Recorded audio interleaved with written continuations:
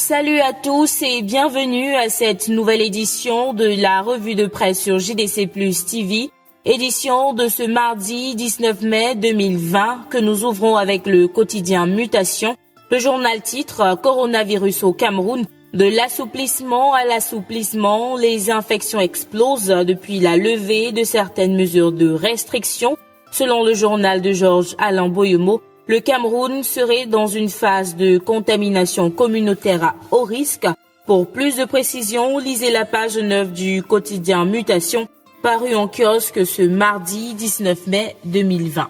Nous restons avec le quotidien Mutation qui renseigne sur le décès du président de la Commission nationale des droits de l'homme et des libertés du Cameroun, le docteur Tchemuta Divine Banda, décédé hier lundi 18 mai à Yaoundé des suites de maladies. Qui était ce défenseur des droits de l'homme? Mutation vous propose le portrait du disparu en page 5.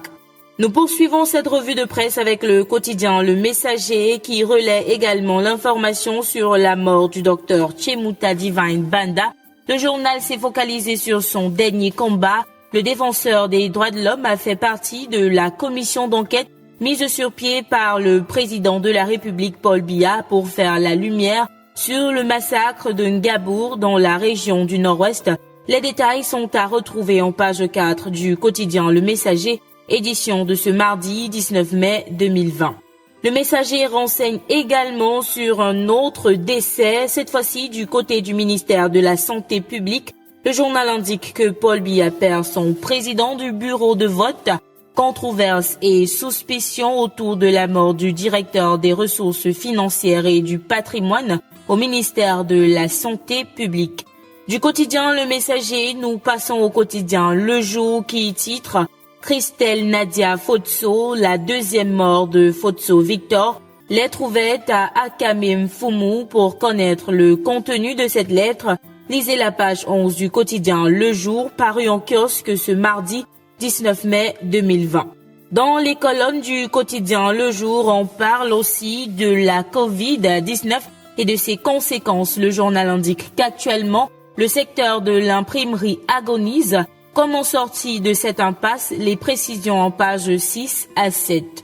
Refermons cette édition de la revue de presse avec le quotidien de l'économie qui parle également de coronavirus. Le journal indique que le secteur de l'hôtellerie n'est pas satisfait des mesures d'accompagnement de l'État camerounais.